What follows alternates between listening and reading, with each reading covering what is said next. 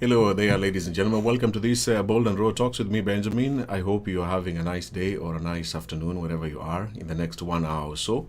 I welcome you for this another parenting edition. Today marks the 15th edition of this show. So if you're going to be watching this for the first time, I hope that you can find other similar videos on my YouTube channel, Benjamin Junior Bogonko, especially from the first edition up to the 14th edition. This show is every Monday from 6 p.m.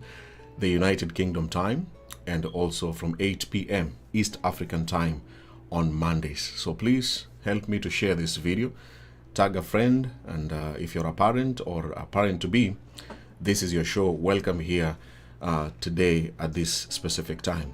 Help me to continue sharing the video, tag your friends, let me know in the comment section where you're watching from, and if you're a proud parent, please type there, you're a proud parent of how many? Of 1 or 2 or 3 or 4.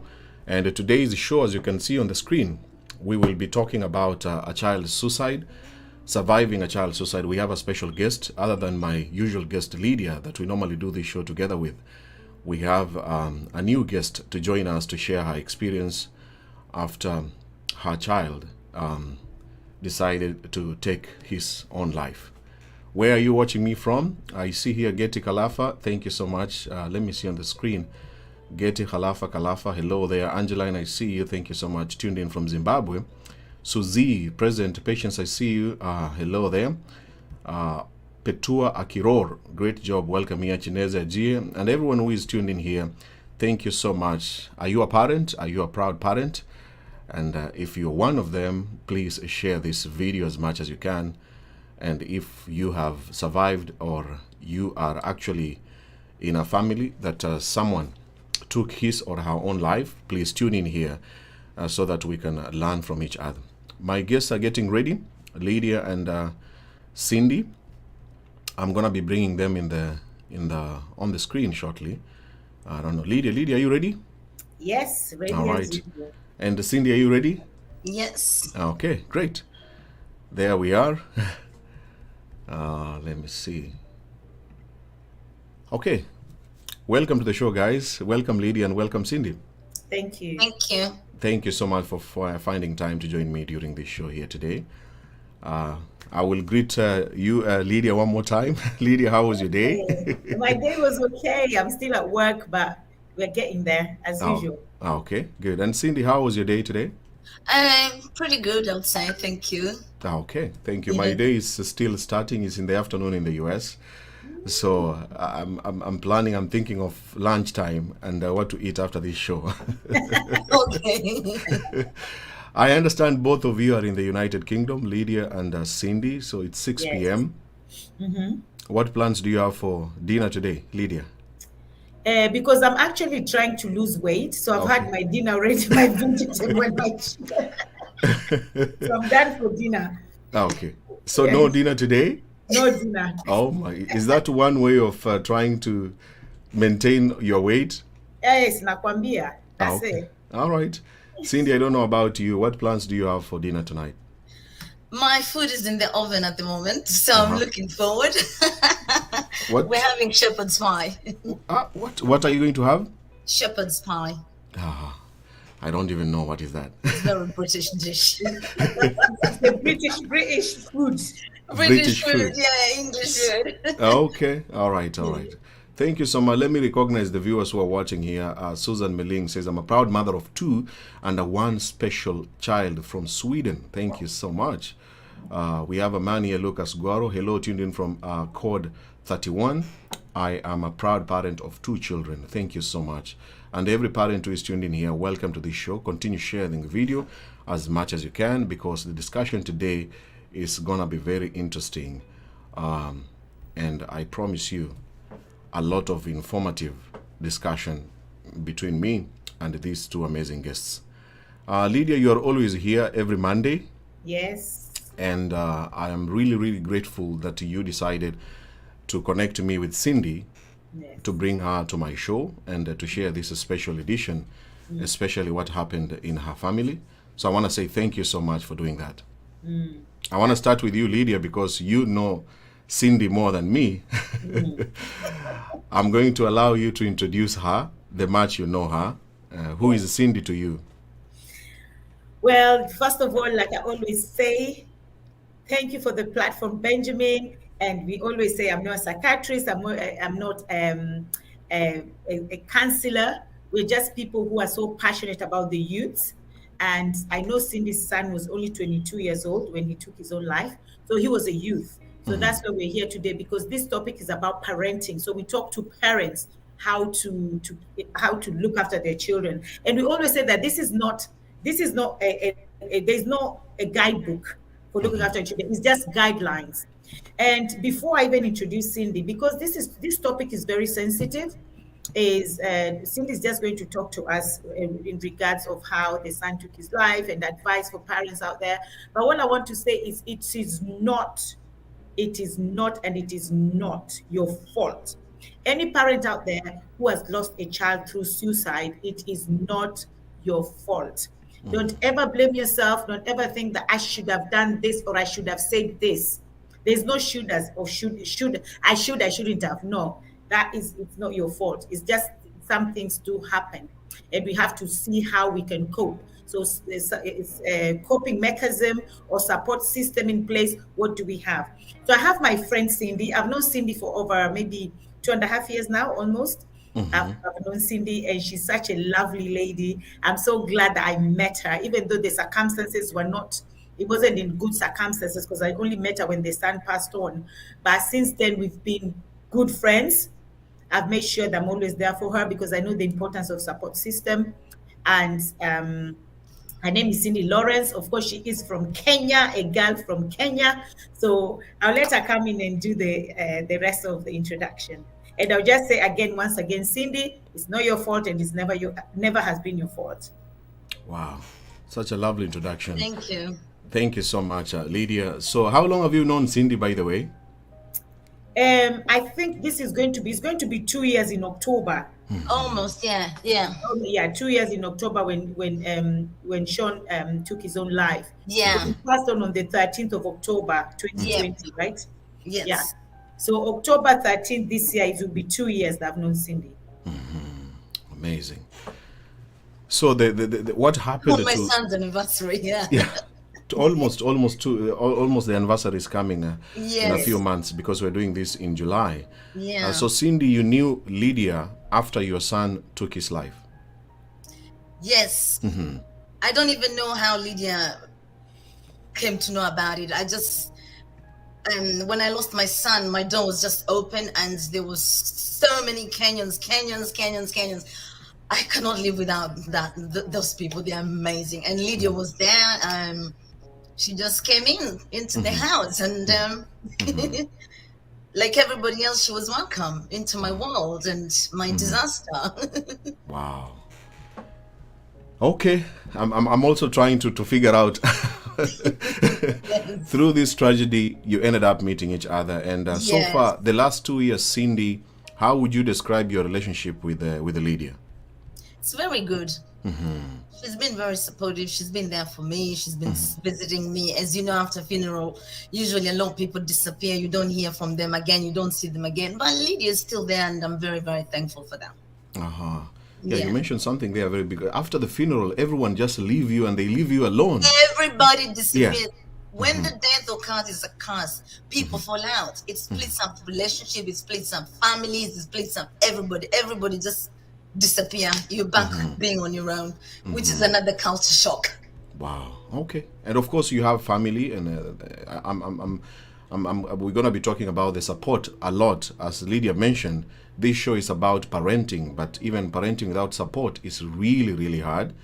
And from your introduction, would you like to mention something to do with your family, Cindy? At the moment, I'm not talking to any member of my family. But you have your own family. I have my partner and my 2 children, and that's all the family I have in this world. And then, of course, with Lydia here today. And then with Lydia, yeah. Yes. And me, I will try to also become one of your family members. And all the viewers who are here to keep on supporting you and trying to be as supportive as much as we can.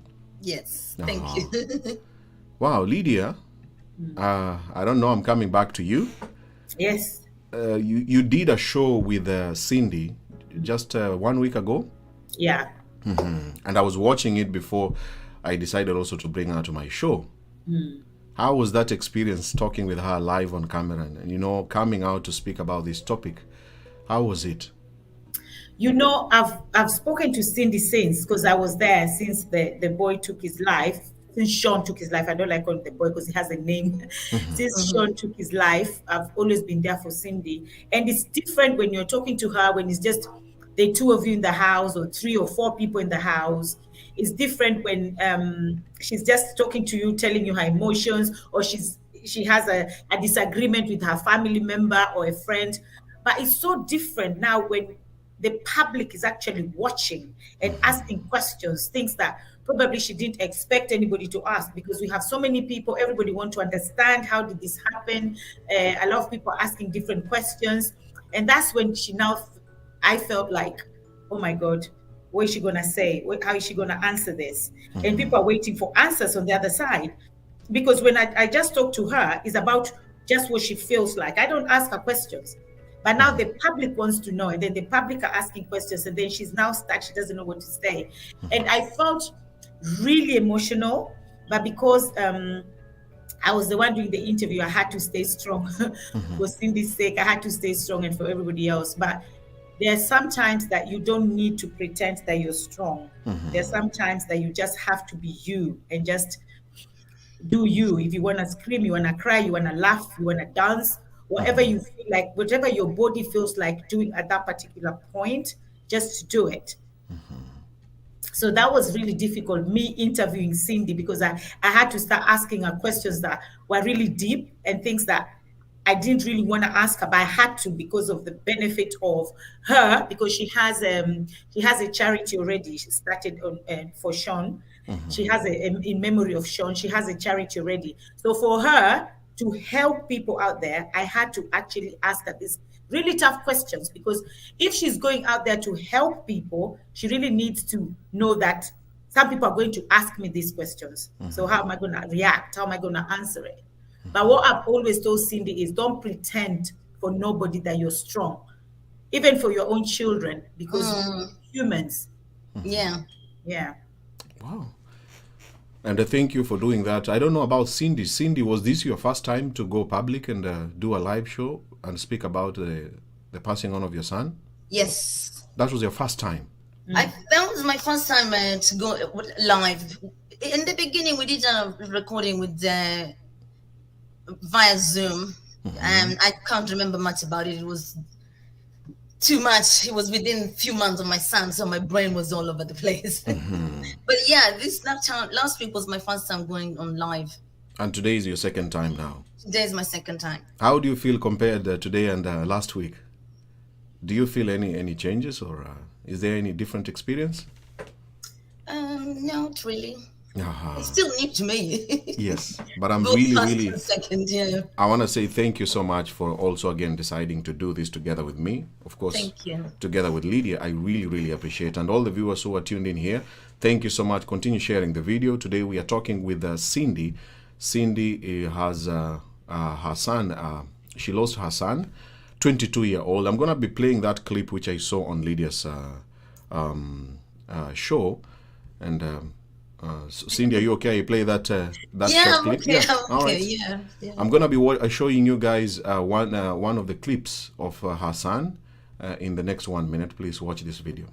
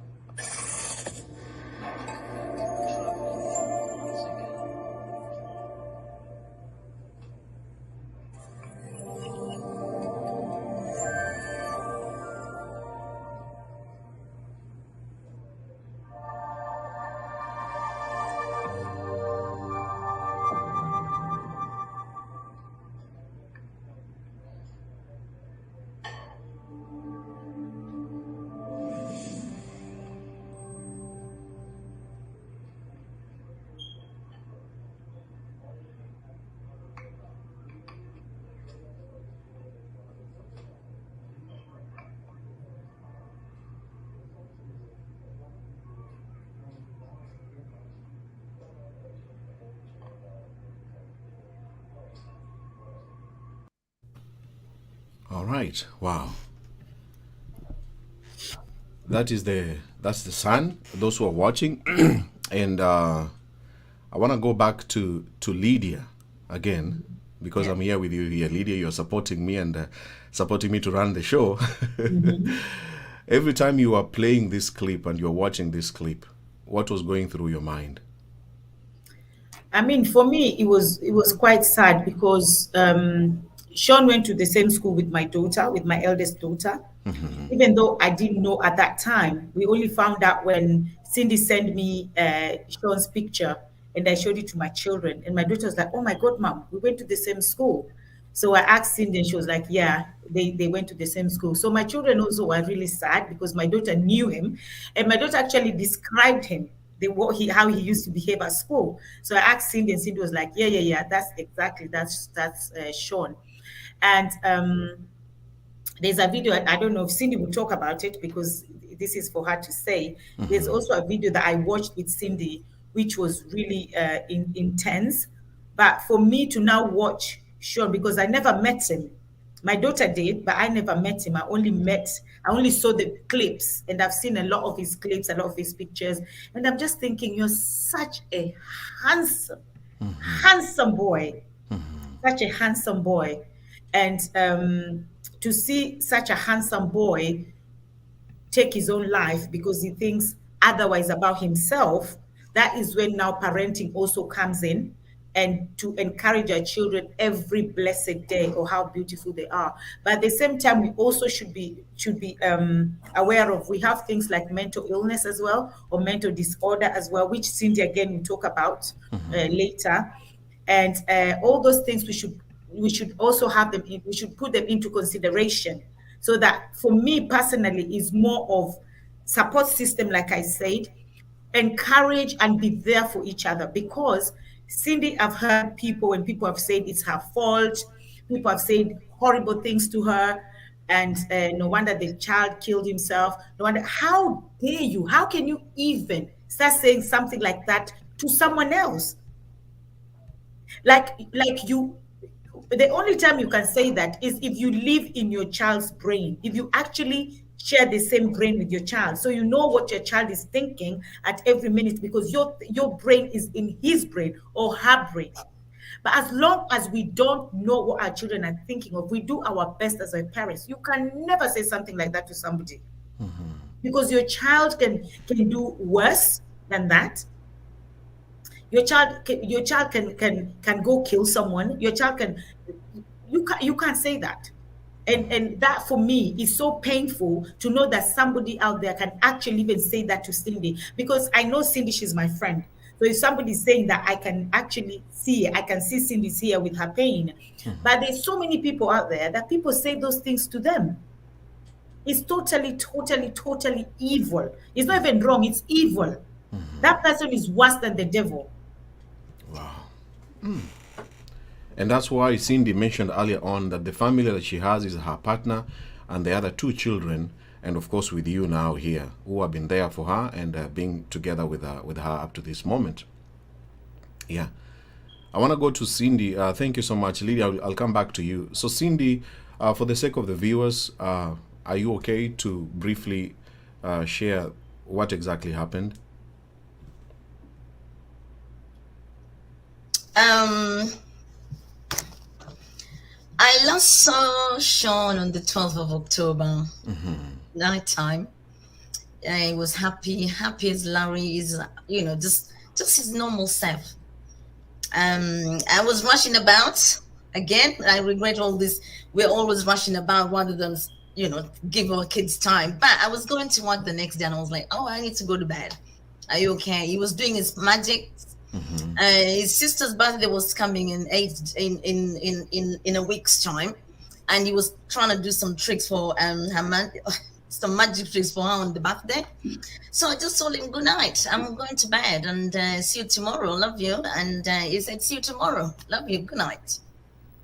And then what I know as normal, the next day he woke up just like in his normal routine, had his wash, dressed up nicely, went out, and he was heading to his favorite hangout, Westfield shopping mall, which is in Stratford, London.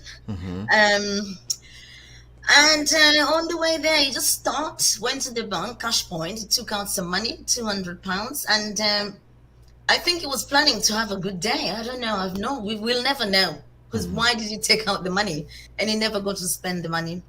And he was walking about in the Westfield Shopping Centre, and from what I've seen, it was clearly he was looking for a spot.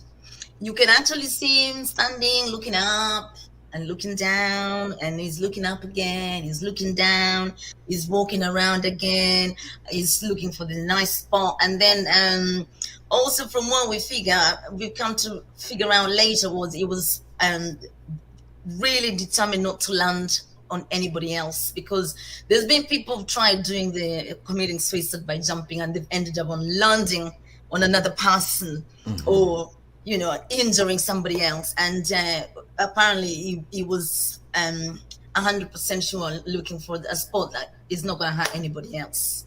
So he jumped from the building, from a building, and then he jumped down? He jumped, and the funny thing is, or the weird thing, we don't take care of each other anymore in the planet we live in. Everybody minds their own business. It was looking up, and nobody could even figure out, like, excuse me, mate, is everything okay? And before he jumped, actually, he did have some kind of strange behavior. Like, I don't know if he was trying to make sure things that he was wearing will not stop him from dying. So he was taking off his jumper. It was wintertime, October. He was taking off his cardigan, his hat. He took off his warm things, heavy stuff. He took off his phone. He took off his jewelry, everything. And then you just see him, next thing, running up the escalator and taking off his mask, because he was during lockdown. He threw the mask, and then you just see him following his mask.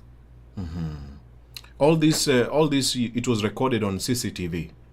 It was recorded on CCTV, and seeing is believing, because when the police told me that my son had taken his life, I refused completely. I said my son will never do that. I was like, no way, my child will never do it. He's a happy boy. I was with him last night. He was laughing, normal self, had something to eat, practicing his magic. So I was convinced at that time, like 100% it was an accident, or he was pushed. And then the police told me they have it all on CCTV, and that's when I demanded to see it. And then the police showed you the CCTV, and when you saw it, I have a copy at home of the CCTV. Yeah. You saw everything, how he went up to the building. Everything. Yeah, I saw everything, because I'm a type of mom, like person that I leave no stones unturned. I need to know everything for my own closure, for my own satisfaction, for my own believing. And I saw my son, taking off his clothes, throwing his mask, and then he tried 3 times. He was holding on this the rail. In the inside the John Lewis department, which is a very so at the balcony, he was standing there before jumping. He was holding. He tried 3 times. He tried climbing, and he couldn't. And there was a security. Just there, just like looking, like not even saying, "Excuse me, what are you doing?" And then he tried again, and then the 3rd time he succeeded. Wow. Thank you for sharing that vivid description of exactly what happened. And I'm sure you shared this with Lydia. So Lydia, I'm back to you. Of course, you know more details, and you always interact with Cindy. And the show is about the support. Even when she shares this story, she says that her family members have abandoned her. And we are talking about the support. And this brings the question of stigma and how people see suicide. For me, I think I've lost one family member, my first cousin. And he took his own life at the age of 38. And it's still a mystery, and there's still stigma. I can feel the stigma going around in their family, my uncle's family, And so Lydia, from how far, from the level you have been together with the Cindy? What would you think about her family members and what they are doing and what they are saying? I think it's that's why they always say that strangers will become your family. They always say that family, to be someone's family, doesn't mean blood. Blood does not necessarily mean that you're my family.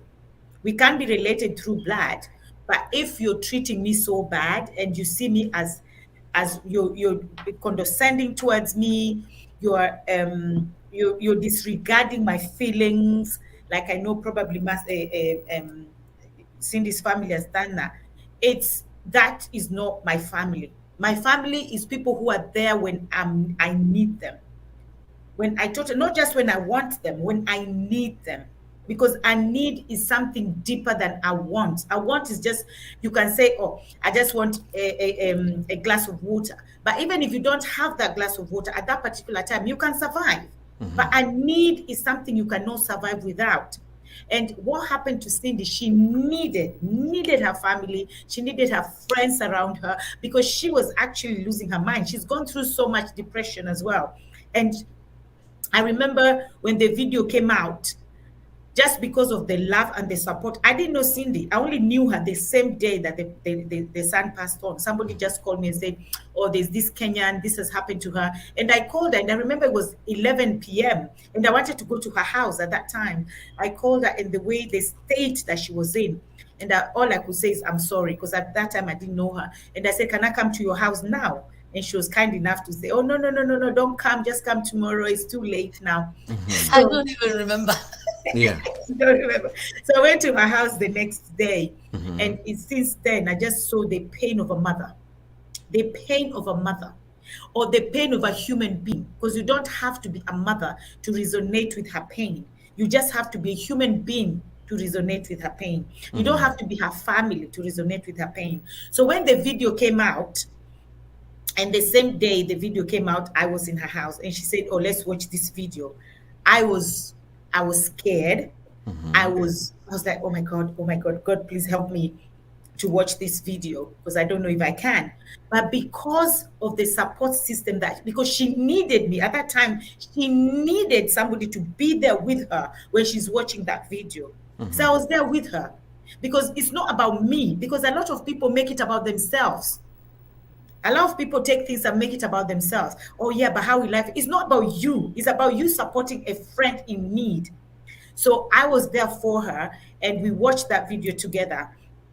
Even though the way it affected me, definitely 100 and a trillion% is not the way it affected Cindy, because she's the one going through it. And that's why I've always been there for her. Even if it's 10 years from now, that will never go away. Nobody will say, oh, after 10 years you will heal. It doesn't go away. So, and that is why I say support system is very important, because at that time she really needed me there to watch the video with her. And I sat there and I watched it. And I know it was very intense and it was so emotional for her. But for her, she wanted a closure. To know exactly what happened. Exactly what happened. Yeah, because she felt like her son suffered. She was like, oh my God, he suffered. But when she watched the video, she was like, oh, because immediately we saw the boy hit the ground. I think he didn't move again. Yeah, he was gone on the spot, and that in a very weird way gave me a lot of comfort. I was just worried that he was in a lot of pain, but at that time as well, like for some God knows why, there was a doctor about, and the doctor just went in and touched him, and they said there's no pulse. So did he fall down facing down or facing up, or he fell down facing down? Facing down. Yeah, and there was nothing really to indicate, like it wasn't massive, if you know what I mean. There was no blood and all this, everything. No, he just landed, and that was it. No move. Wow. Because now you're the mother, Cindy. Briefly talk about your relationship with Sean, and even just the few. I mean, I'm sure the viewers would like to know the final years before he decided to take his life. Well, but generally, who was Sean? Yeah. Generally, Sean is a very nice person. Never been in trouble. He's never drunk alcohol. Never smoked cigarettes. Never been in a gang or anything. Just a very good boy. very, very intelligent because he was high functioning autism. So they're very difficult people to get into their brains. Oh my God, that's another subject for another day. And it was just lovely, very, very intelligent. And there were things he used to tell me, and I couldn't even answer. I would go like, "Yeah, you're right." I couldn't argue with it. He was very, very, very different way of thinking from a lot of people. So even towards the year, that time, the pandemic time, there was nothing you noticed about him or different compared to the other years? I didn't. And I spent a very long time feeling horrible as a mom, like, oh my God, my child was suffering.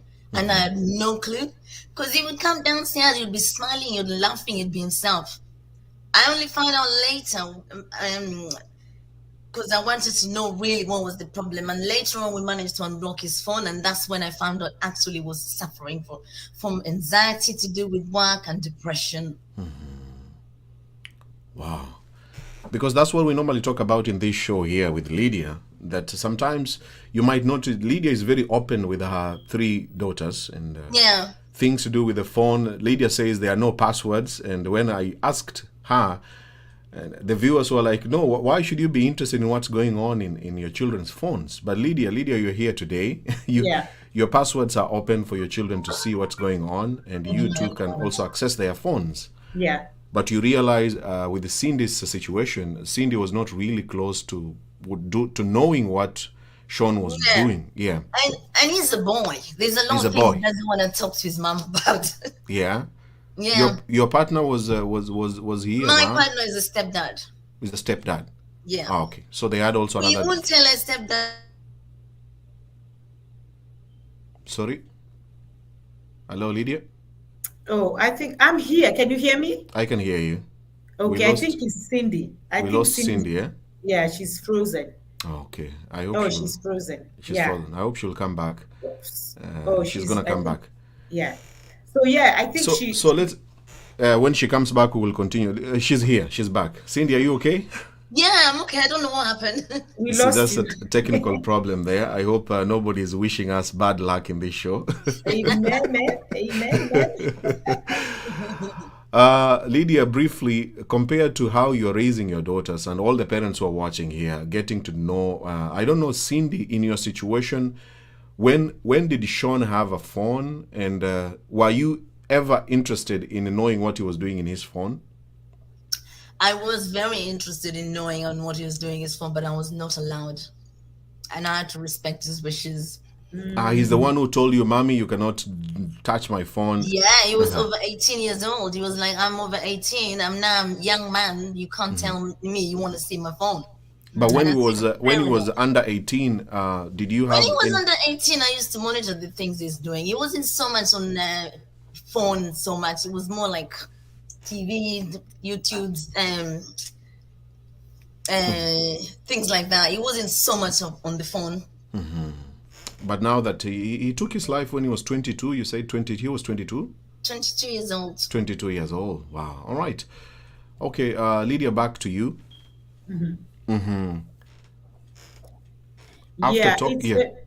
It's I think with parents as well is when you have boys, because I don't have boys, I only have girls. So I hear people saying, oh, it's hard when you have boys, is this when you have boys, which I cannot compare because I've never had boys.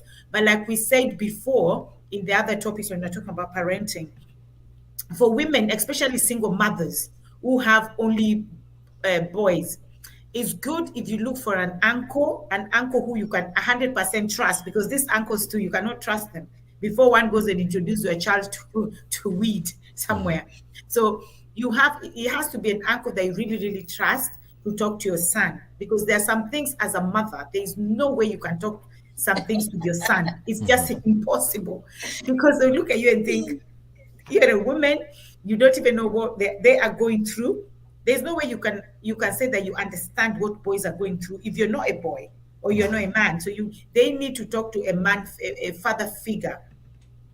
I Like, have to say, my son had his uncles. He used to go to America a lot because my two brothers live in the US, and he was very close with his uncle. They knew everything about him, and they never told me. I came to find out so much after Sean is gone. The last holiday they had together was in 2018, and they went to Kenya, and they had an awesome holiday, awesome time. I have a clip of the video they did. And it was so nice to see my son so happy with his uncles. Just being men, going out, doing manly things, talking about girls, blah, blah, men things. So, yeah. Men's talk, yeah. Men's talk, yeah. Oh. But now, because he was in the UK and his uncles were in the US, the physical presence being together with them was not as often as if the uncles were in the It wasn't as often as everyday life, but every summer holiday would go and spend it with them.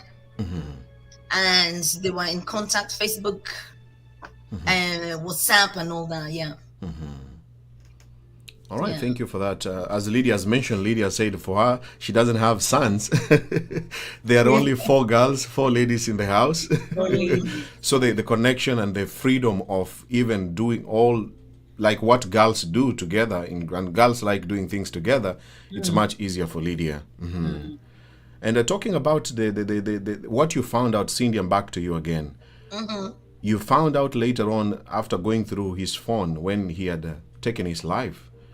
What exactly did you find in his phone? I found out that he was very, very unhappy on this planet. He hated life. He hated himself. He hated jobs. He couldn't see the point of going to work just to pay the bills. Going to work just to pay the bills. Is that my... Someone's phone, yeah. Sorry about that. I've turned my phone down. It's still ringing. Sorry about that. They always call when I'm busy, and then when I'm not busy, it doesn't ring. Okay, yeah. So he hated life, and he recorded himself. Was he recording himself speaking? He was recording himself, video, like selfies, but of video, and he was crying. He doesn't see the point of going to work. Sorry, can I just turn my phone off? Please, yes, please. Yeah, go ahead and do that. Yeah.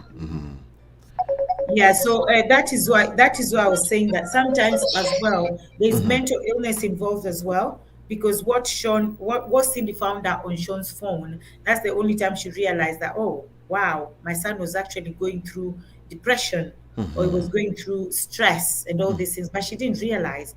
And that's why I always say that as much as it's important to spend time with your children, to do all these things with your children, sometimes you don't really know what they're thinking. Because the children, sometimes they're not going to tell you 100%. They're going to tell you either what you want to hear, or what you need to, what you want to hear, or what they think that you should know. They're not going to tell you 100%. So sometimes maybe because of the relationship, because for me, I know the relationship I have with my girls, maybe if somebody's going through something or something bad has happened, they might be scared to say, because they're thinking, I don't want to shake the foundation. So for children, when children look at their mom, and maybe because Cindy was with Sean for a very long time, for 13 years, it was just them without anybody. And Sean saw how moms struggled to get things through, the love they had, the bond they had together. So sometimes children go through stuff, but they look at their mom, or they look at their parents, and they think, there's so much happiness, or there's so much, I don't want to make my mom sad, so I'm not going to say this. So that is also a reason why some children keep things to themselves, not because there's no connection with the family, not because there's no that closeness, but it's just because I don't want to hurt my mom, I don't want to hurt my dad, or I don't want to rock this boat. Because this family is so happy, we're always friends, but now if I bring this, I'm going to bring pain to the family. It might divide the family. What if my mom is angry? What if it divides the family? I'm not going to say it. So let me just keep it to myself. There is that as well that children go through. So it's hard. It's really difficult sometimes to pinpoint what is actually happening to my child's life right now. And that's really tough because, as you said, I'm assuming, Cindy, you are very close to Sean. Like, would you say you are really close with him? But you also say he was very private. So was he an introvert? Yeah, he was a very private person in terms of he deals with his own problems. Like Lydia just said, I don't think he was hiding anything in other than protecting me. So he had to suffer because he's protecting me. He doesn't want me to. Obviously, as a mom, I'll be concerned. I'll be suffering as well with him. But I wish he'd done that, but he didn't. And I also found a very interesting video on his phone. Is listening. It was an answer, like somebody was answering him back about killing himself. And he was saying about how much he's so worried, he doesn't want to hurt his family, things like that, blah, blah, blah, blah, But he wants to be out of this world. But he's very concerned about hunting his family as well. So are you able to now realize that the reason why he decided to do that is because he was just feeling like he was a burden to you, to the family, to the world?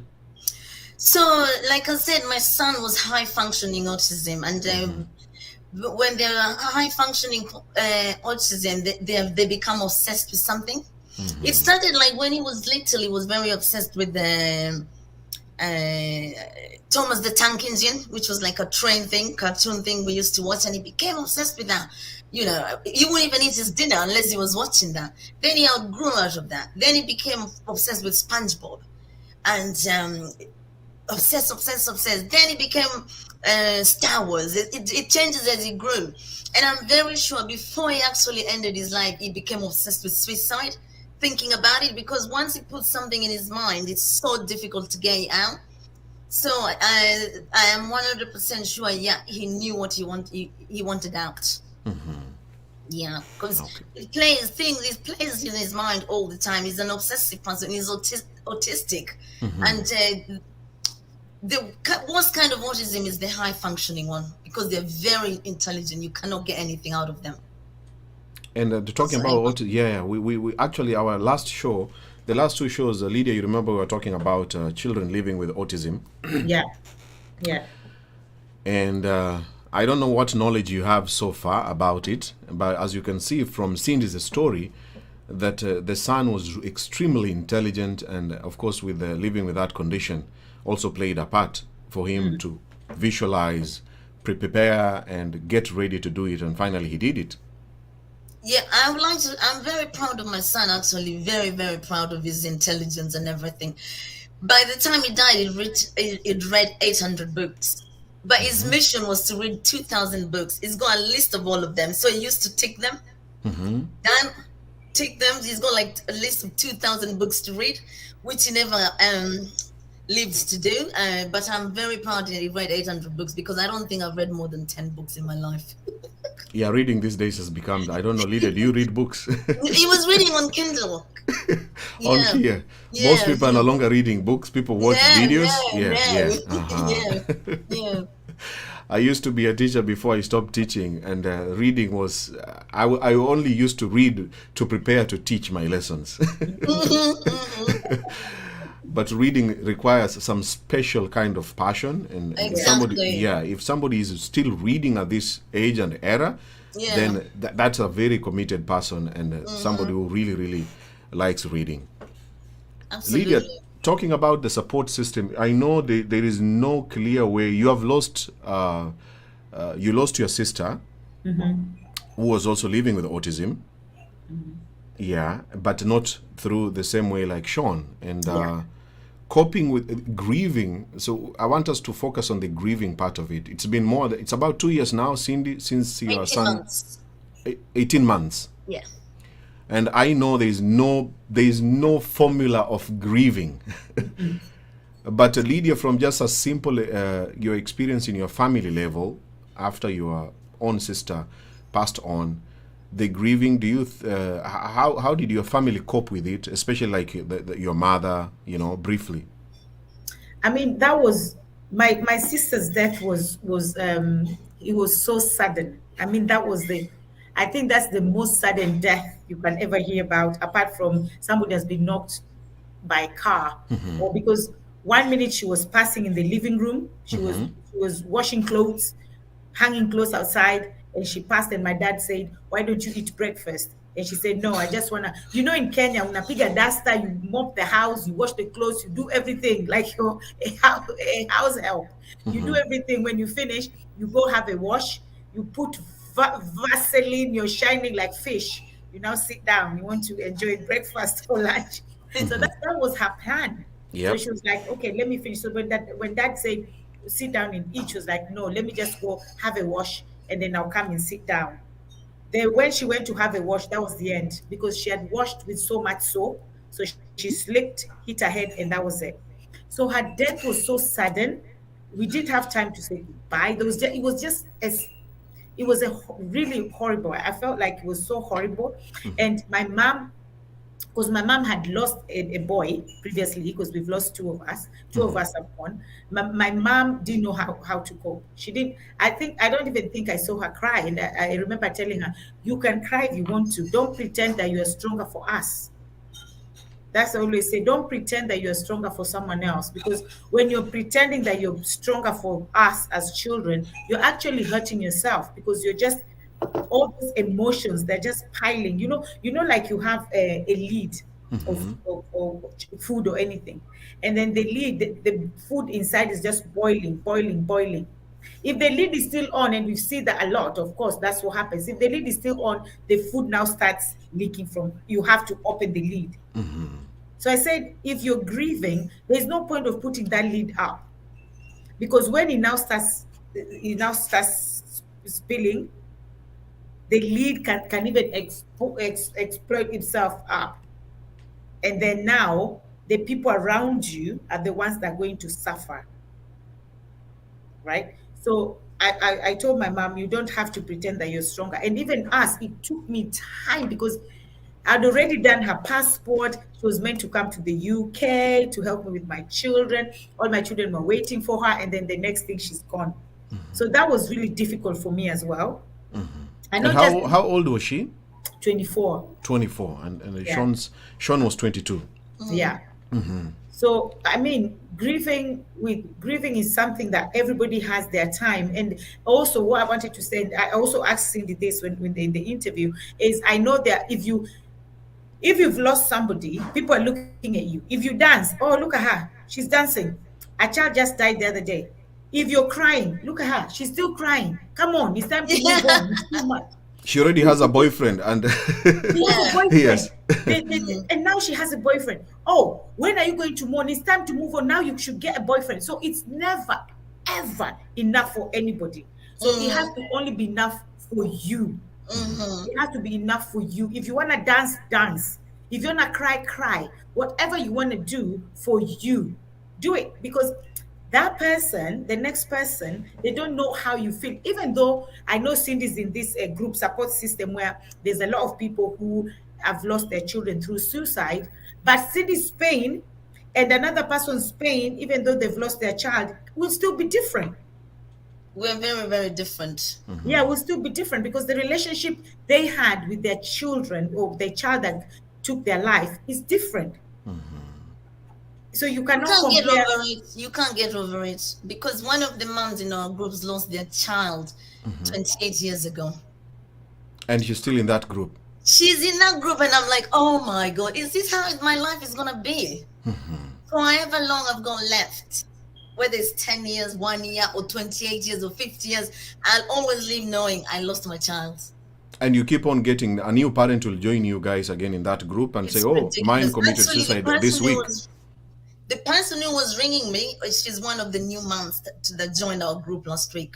And if you go on my Facebook group for bereaved parents by suicide, it's ridiculous. They've done a research in the UK. It's 125 suicide a week. It's the biggest killer in young people.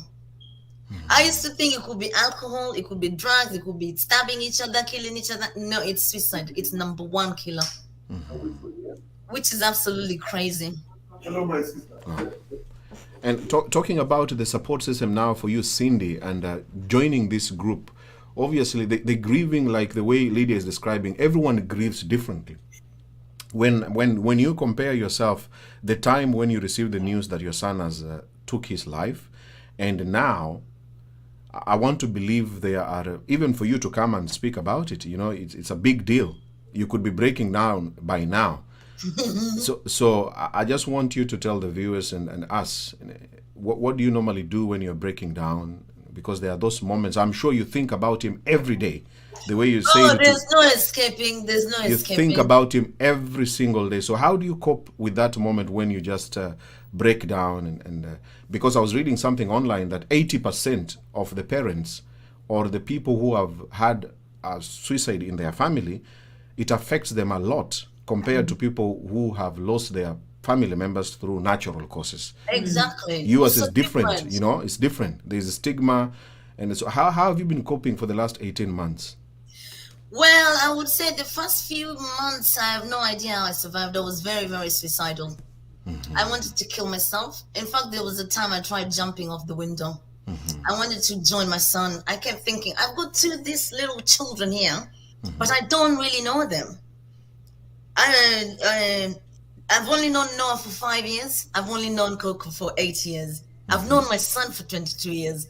I'm more familiar with this 22-year-old than these two young people. So I didn't even care. Like, oh, I'm gonna leave my children. I was just sitting in a terrible place. Like, I just wanted to be with my son. And slowly by slowly,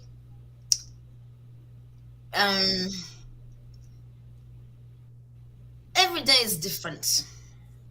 Some days you're up, some days you're down. Some days I'm up, some days I'm in my car and I'm driving and I'm crying from home to work. And then some days I'm in my car and I'm driving and I'm listening to music on loud. And then some days I'm very relieved that my son is not suffering. And then some days I'm very angry. I was angry with the whole planet. I was angry with God and everybody. I was walking down the street cussing on God. Like, if you're really there, why would you do this to me? You can't be there. There is no way there's God, But slowly by slowly, I'm still in shock, but I'm beginning to realize that time is reality. Time is not a healer. Time is really reality. I'm beginning to realize, my son is not coming back. Wow. Thank you for sharing that part. I have a question here by one of the viewers. Why does the UK have the highest rate of suicide? Both of you live in the UK. Lydia, I want to ask you this question as Cindy's taking a break. Why do you think this is happening, especially to the UK? I think, like they always say that I'm not just talking about Kenyans or foreigners, but UK is a very lonely place. And I know the person who asked that question say it happens in states as well. It happens with men in the states as well. Especially the men, yes. Yeah, especially the men. When they say that first world, like they call it in Chichawazungwe, white man's land. A white man's land comes with opportunity, and it comes with the biggest baggage as well. And the baggage is loneliness. This, I know you're in America, you know how lonely, sometimes you don't even know your neighbor. You don't even know your neighbor's name. You don't even know how they look like. If somebody tells you, describe your neighbor, you don't even know how your neighbor looks like. That means that when you have problems, you're by yourself. You see in like in Africa, in an African setting, even though sometimes, yes, we don't have money, we're poor and everything, but you can talk to someone. You can go to someone's house and kudoea, you just go in the morning and pretend, oh, I came to see you, yeah, and have a cup of tea. You're done. And go to another friend again, have lunch, you're done. Here, you cannot even go to someone's house. You cannot even knock someone's house and say, oh, can I use your toilet? Can you help me with salt? If you don't have salt and the shop is closed, you're done. If you don't have, so it's a very, very lonely place. And because of that loneliness, mental illness is so, I mean, you saw what happened 2020 when we were in COVID. The mental illness went up, it shoot up, and the suicide as well shoot up because we were stuck in the house. And so many people were lonely. I used to have this guy, he passed away, may his soul rest in perfect peace. He used to call me at 2, 3 in the morning. He would call me and he'd be like, he was crying on the phone. And I said, can I get you food? He said, I have plenty of food, but I am lonely. I can't even eat. I said, there's nothing I can do. I can't come to your house because We are locked in. We've been told not to leave. So loneliness loneliness can result a lot in suicidal thoughts. Because I've seen even somebody here saying, yeah, even cartoons that prompt children to kill themselves. They are young. You have to monitor what they are watching, which is true. So imagine now you're by yourself. You keep on watching these things. You keep on listening to this, and there's nobody for you to share those things with. You're by yourself. So if somebody is telling you go and commit suicide, go and die, if you have somebody you can tell them, oh my God, have you seen this thing? This thing that is telling us this. But you're by yourself. So the suicide rate in a civilized world, like they call it, it's really, really high. And talking of loneliness, when I was still living in Japan, actually Japan ended up opening a ministry for loneliness. Yes. They opened that ministry. I don't know if it's still there. When the COVID hit, and as you said, developed countries become very lonely because people are just working, pay the bills, work. So there's zero interaction between you and other people with your children. Everyone is just working to pay the bills day in and day night.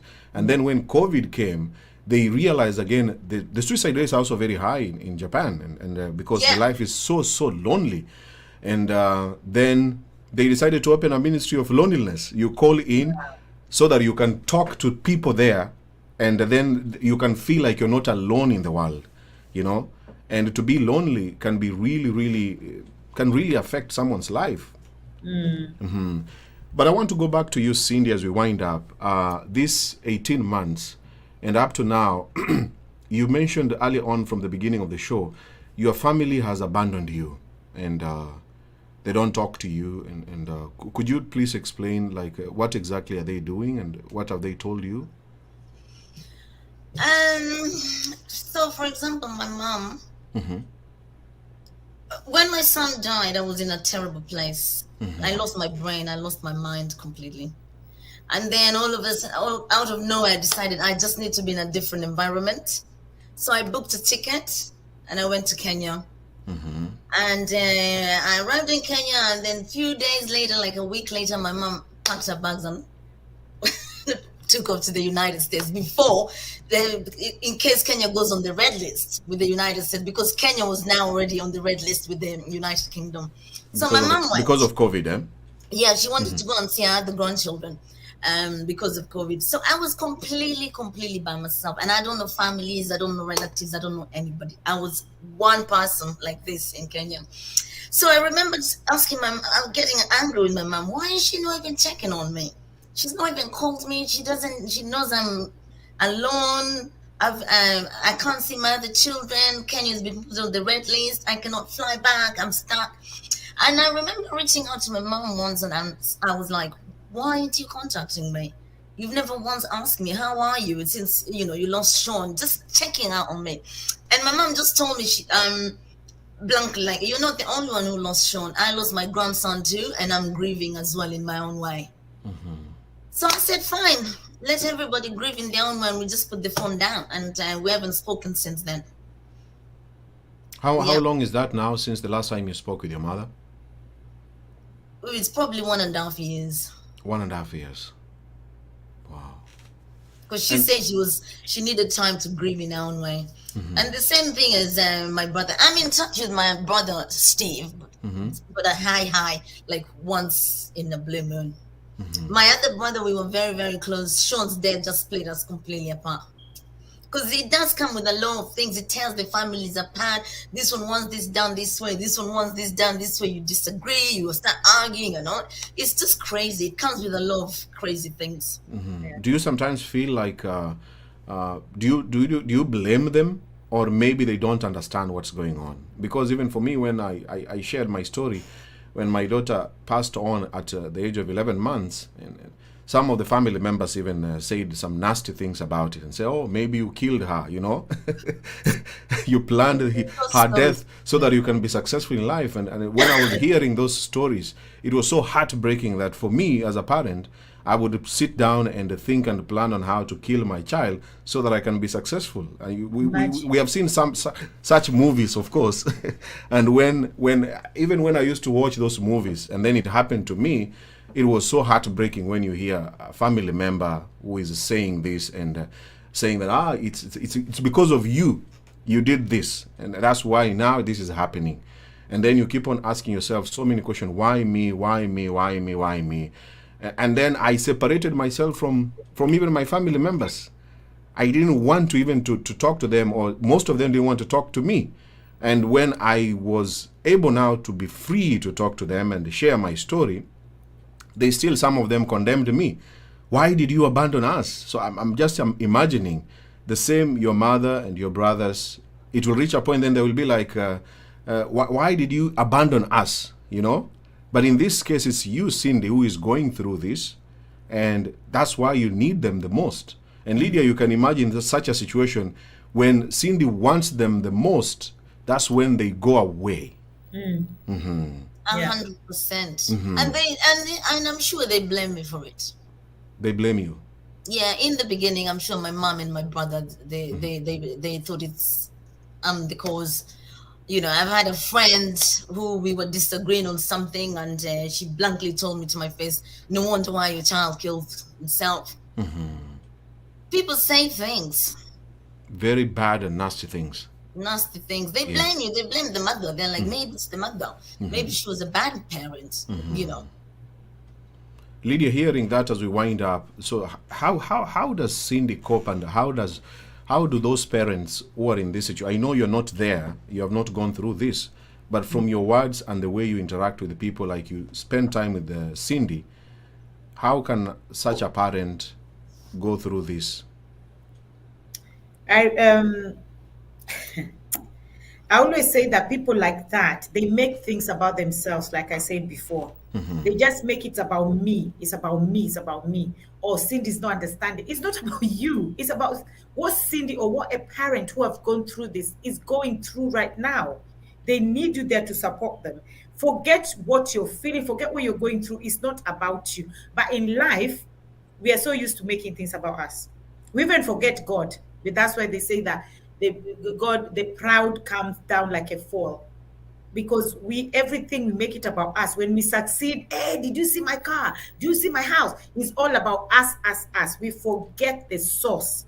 So if the source is God, we forget about God. Now, the source here right now is Cindy, who needs our help, but we make it about ourselves. And that's why all these problems start, because we wanted to say things the way we want them. Our expectations of her, because she cannot reach our expectations, we now start hating on her. We start saying, oh, it's her fault. Because, like, look, she had a fallout with a friend. They're exchanging words. How does that now come? How does Sean's name now come between this conversation? What if Sean had not killed himself? What would you have to say? What would you have to say when we're arguing? So they always look for things to hurt you. That's why sometimes when people cannot get through you, they'll get through your children, because they know that if they talk about your children, it hurts the most than if they just talk about you. They'll always look for something to hurt you, because those people are just evil people. And I remember when this happened, the beginning when this happened to Cindy, and I met her, and she had, I think, GoFundMe. She had GoFundMe. And I told her to say this, to bring it out to the, and she was like, no, people are going to judge me. I told her, I was hiding. Yeah, she was so scared. I said, it doesn't matter what people are saying, because it's not about people, it's about you. If you start listening to every whisper, if you start throwing stones to every dog, you will never succeed. Every dog that passes, you throw stone. Every dog that passes, you throw stone. Forget them. Those are dogs barking. Those are just dogs barking, because, like I said, you don't need to be a parent to feel the pain of another parent who have lost a child through suicide or not.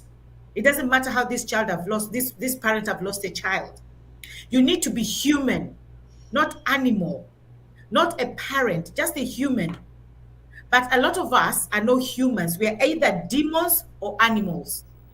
So those are just class that I'll put people. Some people are demons, some people are animals.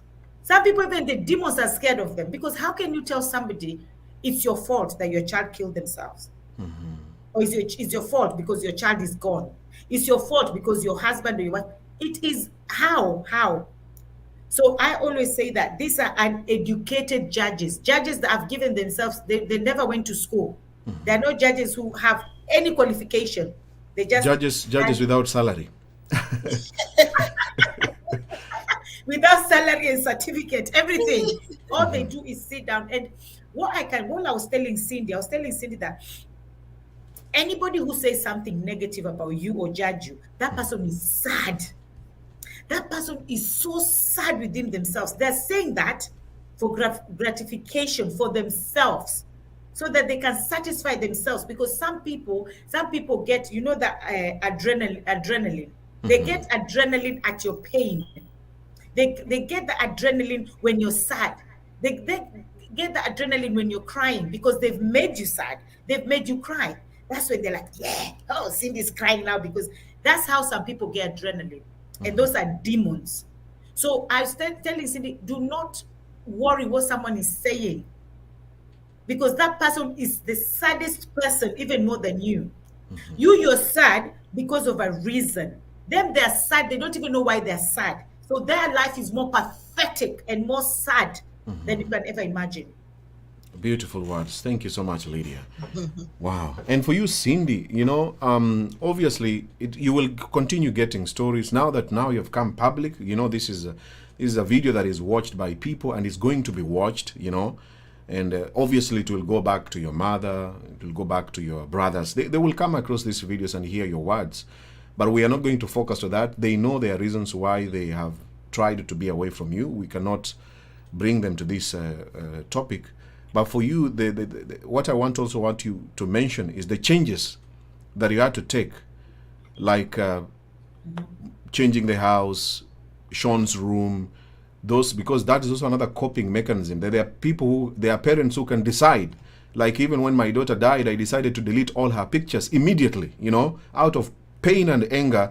All the things I'd posted on social media, I had to delete all of them. And I was doing that while crying alone. I'm just deleting. I even had to send a message to Facebook to bring me back the pictures. And they told me, no, once you delete the pictures, it's gone. And I had no copies again, you know. You can imagine what I was going through. So in your experience, the last 18 months, what big changes have happened where you're staying and since your son took his life? We all grieve very differently. It's only 2 days ago, Saturday. Yeah, I was with my bereaved moms, and we were all just discussing the changes in our lives. But one of the moms, no, two of them, it's been 5 years, and they haven't even changed their children's bedroom. Wow. I changed my son's bedroom within the 1 year of his death. I just went to his room and I just thought, what would he want me to do now with all this stuff? So I just selected a few of my favorites and kept them, and I just gave the charity everything else. And we just redecorated the room. We used his favorite colors and his favorite things. His pictures are in there. And we still call it Sean's room. It's still his room. For as long as we live in this house, it will always be Sean's room. So there's changes to that. And then there's changes to the fact that things like Mother's Day is so hard. I'm used to 3 of my children wishing me happy Mother's Day. This time it's only 2 of them. It was very emotional because they actually wrote me a Mother's Day card from my son Sean. You know, so I usually get 3 Mother's Day cards, and they made sure I got 3, which was very, very sweet, because I was like, oh, I'm gonna have, you know, these changes, so it's gonna be 2 Mother's Day card. So it was very big surprise when they wrote one on behalf of Sean. It was really touching. It just crushes you. So there's a lot of changes, and then when the birthday comes, when there's any events, it's just so different. And people deal with the pain differently. You don't know what to do when there's occasion, when there's Christmas. I was struggling a lot. He always buying presents for his siblings, so I had to go there and buy presents still, because I don't want the children's life to be affected so much now. Oh, we're not getting presents anymore from our brother. So I had to go out and buy them Christmas presents on behalf of their brother. Life is different. It's so different, but you just live with it. How about your job, like the job you're doing before this happened? Are you still doing the same job? I am still doing the same job. They were very kind to me because I was stuck in Kenya for 8 months during lockdown. So, you know, as soon as I was back, they just took me on board. They understood my pain and what I'm going through. And even now, they're still very supportive. Yeah. Wow. Yeah. And your routine, of course, also your routine also has to change. You're not doing the same thing they used to do before. You're not doing the same thing. My life has changed completely. Now I've got 2 little ones. I would rely so much on Sean, you know. Sean, can you pick your brothers for me from school? Okay, I will, Mom, but don't get used to it. I've got a date or I'm going out next week or something. Sean, please, can you babysit the kids for me? I can do my weekend shifts. Now he's not here, so things have changed, and it's so hard. And one last bit, of course, is about counseling. I know there are people who also grieve that they decided. For me, I went for counseling. I met a grieving counselor, and I took some classes, and that really helped me to cope up with my situation and just to move on and accept. Of course, sometimes I've never accepted it. As you say, you can never really, as a parent, you can never really accept it. But you know that maybe that's what was supposed to be in life. And I don't know about you, Cindy. Have you done any counseling sessions, especially for you and also for the younger ones? The younger ones, they said they didn't need it. They said children cope very well with death, and they said their behaviors was absolutely normal for bereaved sibling. They didn't have any concern there. And for me, I did counseling. It took so long, like a year and a half. NHS waiting. I had counseling in the beginning. Sean's dad got me counseling. Bless him. Thank you so much. But then lockdown came and I was caught in Kenya, so I couldn't finish it. And then the last session I ended it. I said I didn't want any more because it wasn't really helping me. I didn't find it helpful at all. That's for me. Yeah. Because the minute you finish everything, you hang down the phone, you switch the computer on because it's via Zoom as well. You're back again to your grief. So I just thought, no, I need to learn and to live with my grief without all this support. And then also, I've been put on very heavy medication. Very strong medication, antidepressant. I've rang the doctor and I'm like, can I please reduce my medication now? I think I'm ready to turn it down. And they're like, no, we cannot reduce your medication at the moment. So I've been referred again to trauma clinic because I saw my son's jumping to his dad. I washed my son's body. I've never seen a dead body before. Now I'm washing this human being that's not living anymore. So it was a lot of trauma in my life, dressing him up, picking his body and putting it in the casket. It was so much going on and I was very traumatized. So I am currently suffering from post-traumatic stress disorder. And then they will not take me off my medication until I finish this trauma clinic. They've referred me. So these are some of the things that you're doing to continue coping up with what happened. Yeah, no, it's, you know, you don't see people committing suicide, and now I see somebody kill themselves, and that is my child. And then I'm in a morgue, and I've got this body that's not moving. It's just lying there. The limbs are just, doing this, and it's my child. And I have to wash him. I have to dress him up. I have to put his favorite cologne. I have to oil him, And I'm doing all this because I didn't want the people it's during COVID. They were trying to tell me, oh, there'll only be 2 people, 1 person. I was like, no, I'm going to deal with it. This is my child. I welcome him to this world. I gave him his first wash. I'll give him his last wash. I gave him his haircut. I did everything for my baby. And this was your first son, of course, is your first child in your life. My first child, my first dead body. You see, my first dead body to touch with my hands. Lydia, I want to finish up with you now. Thank you so much for sharing that, Cindy. And we send our love and our hugs to you. I would like to say one thing very quickly because it's really important. When I was talking with the moms, a lot of obviously suicide people are very depressed. You cannot be a happy person if you're willing to take your own life. And one of the moms made a very important comment that we should all come and when we're ready and try and see if we can change the law, because a lot of their children, as soon as they turn 18, You cannot take them to the doctors. You cannot go with them. These are children suffering with mental issues, mental disorders that, there's something wrong. And then you're being told as a parent, oh, your child is now 18 years old. You can't come in. And then so we were talking, they did a research on this app. You're still developing until age 25. And especially if you're a young adult and you've got mental problem, your parents should be involved in you attending your GP, your doctor, until you're 25 at least. Because a lot of them, they wanted to help their children and they were not allowed to go in.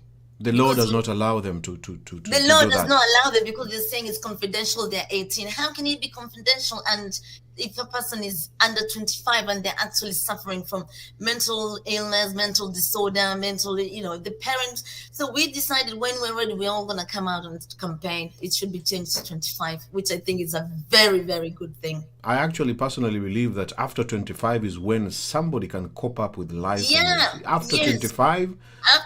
After 25, you're almost there now. You understand what is good, what is bad, what is good choice, what is wrong choice.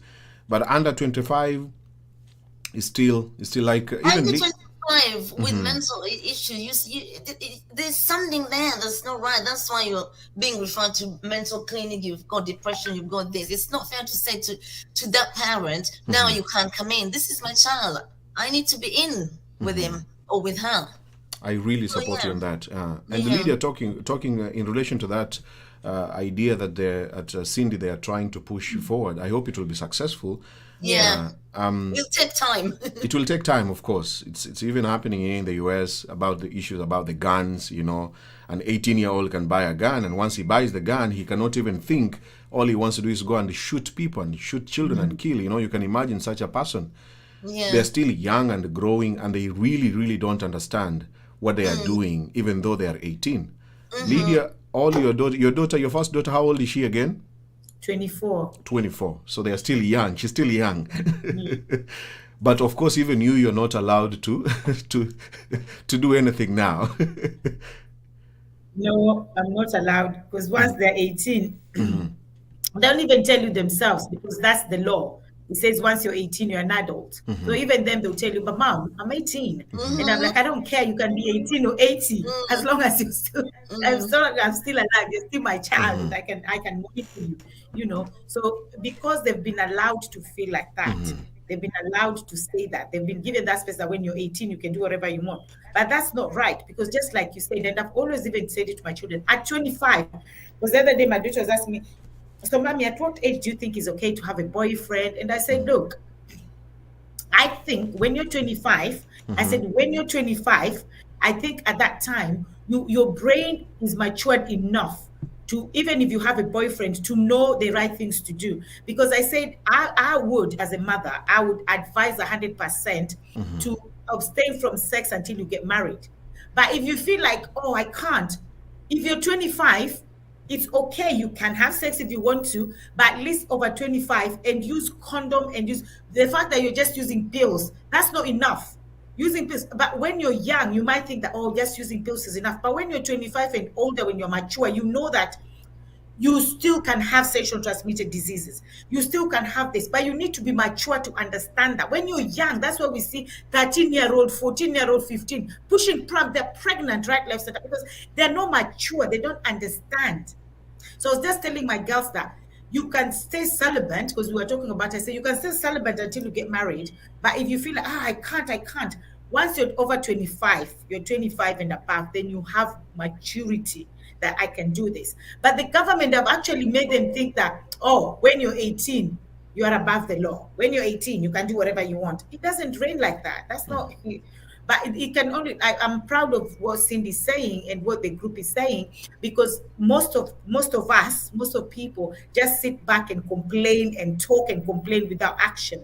So when they're ready to do the action, I mean, we will support them. Yeah. Exactly. Yeah, I thought that was a very, very brilliant idea. Because there are question marks that you will always ask yourself, like, why? And that's the most painful question for any parent or any person who has lost a loved one. The biggest question is why, or what if, what if or why. The final words I'm gonna give you, obviously, Lydia to briefly again talk to Cindy. I know you're friends, but your words can keep her going. She's still going through a lot, and obviously just keep on. I can just briefly as we finish, what would you like to tell her and the viewers, and then finally I will also give chance to Cindy to speak to the public. Like what would you like to tell her? Yeah, like I've always told Cindy, she's so beautiful. Our children are beautiful. She's a wonderful mother, and she should never ever feel that it was her fault, or maybe she didn't say something, or she should have done this, she should have done that. She didn't do it. And if you keep on thinking of maybe I should have, those are the things that make you run crazy, because you want to reverse the clock, but you can't reverse the clock.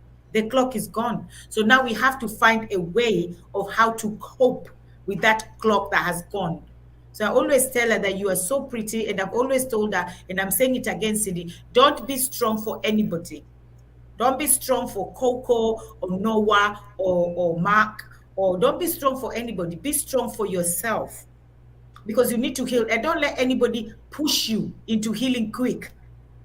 Don't let anybody tell you, let's go clubbing, or let's drink, or let's go church, or let's go. No. It's your walk. It's your pace. And just know that you are beautifully made by His image. Thank you so much. Thank you so much. Any words of encouragement that you want to share with Cindy there on the comments, please type in there before we finish the show. Cindy, what words would you like to tell any parent who is going through this, and any family member who has also lost another family member through taking their life? From your short experience, 18 months, what is your message to them? Well, life will never be the same. Your life changes forever. You have to learn how to live with it. Because there's no moving on from it. It's just learning to live with it every day. You're reminded of it 24/7. The first thing you wake up, you think about them. The last thing before you go to sleep. But also, like I say, I thought I was alone, but I'm not alone. And any parent who's going through what I'm going through, just know you're not alone. You're not alone. I'm here. There's other people out there, and you're not alone. Even if there's nobody there to support you, like I don't have any family supporting me. I've got now my community that's supporting me, with the moms who understand me, my pain exactly. We can cry together, we can laugh together, we can have lunch together, we can do, we understand each other 100%. And also another thing I would like to say is, let's spend time listening to our children. Yeah, I feel like maybe we live in the fast world, so we're always rushing about. If the child wants to approach, Mom, can I do this? Can I do this? We're always saying, oh, later, I'm in a hurry. I've got to go to work. And then tomorrow never comes. So let's just find time to listen to our children. No matter whatever nonsense we think it is, it could be an important information. So always listen to your children. Wow. Thank you so much, Cindy. And for me, Benjamin, I want to say, as I said from the beginning, thank you for finding time. I know people will always say, you are strong. You will receive so many messages like, it shall be well, there are so many statements which will be meaningless. Once my daughter passed on, when people were telling me, oh, it is well, I even had an uncle who told me, oh, you will make more babies, such statements. Yeah. He even told me, Benjamin, you're still young. There are so many children in your balls, so don't worry about this, So people will make statements. Some of them will really offend you. Some of them will encourage you. Some of them will put you through, will take you back, like again, to square one.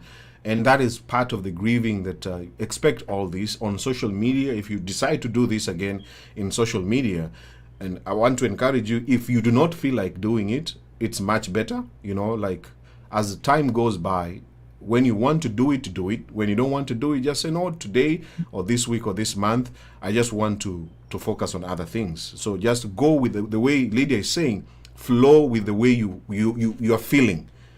Even for me, I was thinking, like last night, I was thinking tomorrow I'm going to talk with Cindy and Lydia. I'm like, can she do it? Then I said, oh, she did it with Lydia last week, but it's too soon. Benjamin, can this happen? And now here we are, more than 1 hour.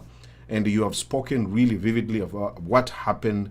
So I want to say thank you so much from my heart, and receive my hugs and my love and my support. Whatever you will do, and the people who are asking on the comments about that group that you joined in the UK, can you please tell them again the name of the group of the mothers who have lost their children? Yeah, it's strictly for parents who. It's a very private group, and it's for parents who are bereaved by suicide. So it's you have to fill in a form and give information about, your.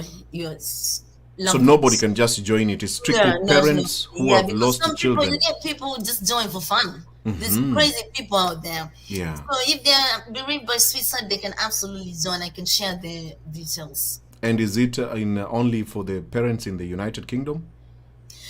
The particular one, there's few. There's one that's worldwide, and then there's one that's parents in the United Kingdom. What is the name again?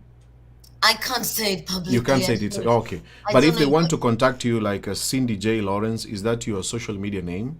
Yes, and then I'll give it to them. Oh, okay. So they can get you on Facebook using this name. They can get me on Facebook using Cindy J. Lawrence. Thank you so much, Cindy. I think we lost Lydia because of the internet, and I unfortunately have to finish the show. But thank you so much, Cindy. It was your show. It was my show. It was our show. And once again, thank you so much for finding time to join me. And Thank I wish you so much, Benjamin. You're welcome. I wish you all the best to your partner and Coco and Noah. Continue just to be strong for yourself. Take your medication. Your body does not understand what is going on. And hopefully, things will turn out to be okay at the end of the day. Thank you so much. Enjoy the rest of your evening. Now you can go and have your dinner. Thank you for your time. Thank you. And say bye-bye to the viewers. Bye, Bye-bye. everybody, and thanks for joining. Bye. Thank you so much, Cindy. Bye-bye. Bye. Okay. All right, ladies and gentlemen, that's the end of this show. If you found it on the way, please, you can watch a repeat on my YouTube channel. My YouTube name is there, Benjamin Junior Bogonko. You can watch a repeat of this same talk. And I want to say on behalf of Lydia, even though we lost her towards the end of the show, together with Cindy, thank you so much for you guys and anyone who was listening to us, the comments you put in there, the words of encouragement. Thank you so much. We will respond to some of the comments down there below, and please don't forget to follow this page and share this video to other friends or family members that you feel they might learn or get something from this video. Thank you for the stars on Facebook, and thank you for the feedback. God bless, and I love you. Take care. See you in the next show on Monday again. Bye-bye.